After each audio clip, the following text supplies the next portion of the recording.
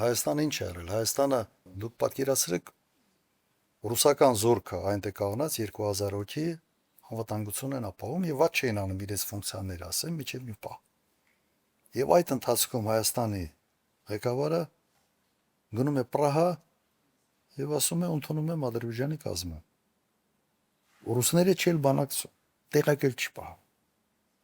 Սենց ոնց որ կոպիտ ասած, ասում եմ դուք լուրջ մտածում եք, որ Ռուսաստանը այն երկիրն է, ում հետ կարելի է այդպես վարվել։ Սուտես չի լինում միջազգային հարաբերությունները։ Սկսում եք այդպես ուղղակի չի լինում։ Ու ըստ էության իրենք ինչ դրանով Ռուսաստանի որպես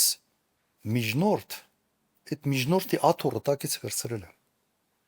Ասում են դուք են Ղարաբաղին Ադրբեջանը գնացեք իրար հետ բանակցեք։ Ըստ էության։ Ադրբեջանը ասում է, բայց դու միջնորդ ես մեր ու Հայաստանի մեջ։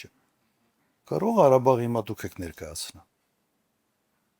Այդ մանդատ չունի Ռուսաստանը։ Ռուսաստանի տակից միջնորդի աթոռը ուղղակի հանել են, հետո պահանջում են ասում են խի ես արել, խի ինչ ես արել։ Այդ կարգի սխալները ուղղակի այն սխալներն են, որոնց համար չափազանց թանկ գին է տալիս։